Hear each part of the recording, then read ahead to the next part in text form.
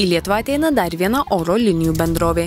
Lietuva pasirašė sutartį su Vengrijos pigių skrydžių bendrovė Wizz Air ir nuo kitų metų balandžio mėnesio ji pradės rengti reguliarius skrydžius. Planuojama, jog reisai bus vykdomi kelis kartus per savaitę 8 kryptimis.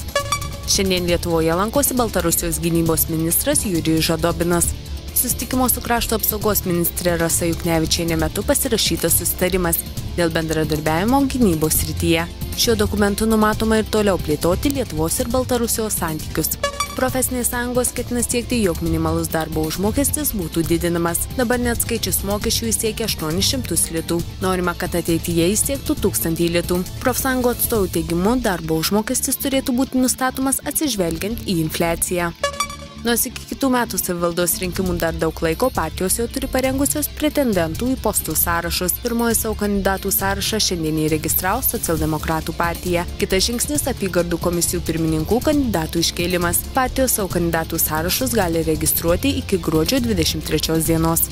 Kitais metais planuojama gauti daugiau pajamų iš valstybinės žemės ją pardavus ūkininkams. Nacionalinė žemės tarnyba kitąmet už parduotą valstybinę žemę tikisi gauti 50 milijonų litų daugiau nei šiemet, iš viso apie 120 milijonų. Tačiau ekspertai abejoja, ar ūkininkai galės mokėti brangiau, esą šie skaičiavimai nėra visiškai pagrįsti.